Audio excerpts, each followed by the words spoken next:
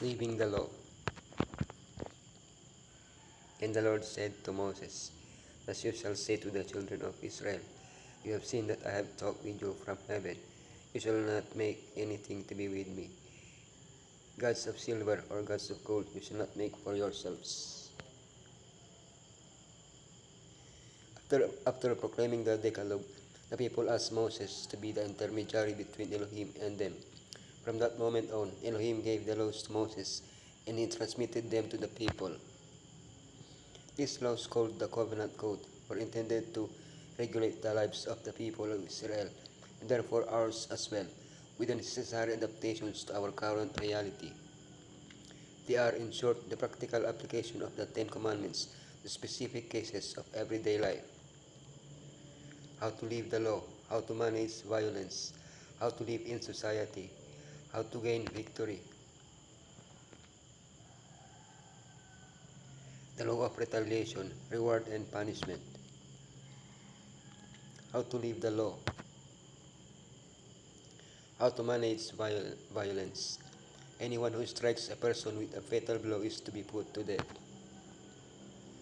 The Covenant Code begins by regulating three vital aspects of Hebrew society. Slavery. Men were released after the 7th year.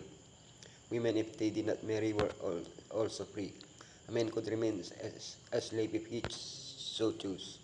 The death penalty for the intentional murderer, for he who hurts or curses his parents, for the kidnapper, injuries, obligation of financial compensation. If an abortion occurs, the judge and the woman with her husband impose the fine. All these laws attempt to curb abuse and violence between people. How to live in society. If a man seduces a virgin who is not pledged to be married and sleeps with her, he must pay the bride price and she shall be his wife. Elohim wants content to simply leave us with basic laws and let us apply them as we see fit. We took care to provide concrete examples so we could apply them correctly. These examples include animal-on-animal attacks, lending and renting, premarital relations. Special emphasis is placed on protecting the weak and marginalized, but without granting them unjust benefits, that is, without perverting justice to benefit or harm them. Being a covenant between Elohim and his people, these laws also included the way in which we should relate to him. In addition to the Sabbath rest, there was the obligation to observe the feasts that remind us of our liberation from sin, divine protection, and the glorious future that awaits us. How to get victory. See, I am sending an angel ahead of you to guard you along the way and to bring you to the place I have prepared.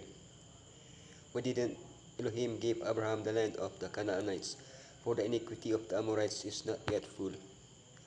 After 4 centuries of grace, the Canaanites had not changed their ways. It was time to hand the land over to Israel peacefully. If Elohim had brought them out of Egypt without them having to fight, had parted the sea in two, miraculously feed them and guide them with his angel, wouldn't he be able to give them Canaan without them having to fight for it? Elohim tells Israel what to do. Hear his voice so that Elohim may be the enemy of his enemies. Serve only Elohim so that he may remove all sickness. Not to make any alliance with the Canaanites so as not to worship their gods. Elohim tells Israel what he is going to do. He will send his angel to guard them and bring them in protection. The angel will go before them and bring them to Canaan. He will send terror to the inhabitants. He will send the wasps to drive them out. He will drive them out gradually. He will hand them over to Israel until they dominate from the Mediterranean to the Euphrates. Through the ages, Elohim's law has been preserved as the highest standard of morality. Not all the inventions of science or the imaginations of fruitful minds have been able to discover one essential duty not covered by this code. Elohim's law is the security of life and property, and peace and happiness. It was given to secure our present and eternal good. how to understand the law. The law of retaliation: eye for eye, tooth for tooth, hand for hand, foot for foot. When Yeshua delivered the Sermon on the Mount, he abolished the law of retaliation, or didn't he? The phrase "you have heard that it was said, but I say to you" did not abolish any law.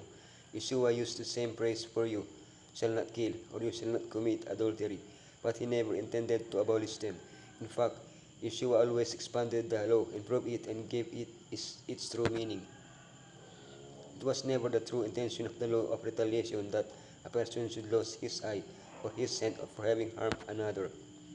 This law was formulated with the intention of preventing revenge, putting an end to blood feuds and retaliation without prior investigation.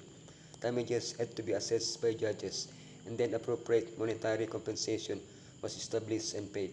This practice arose to prevent people from taking justice into their own hands.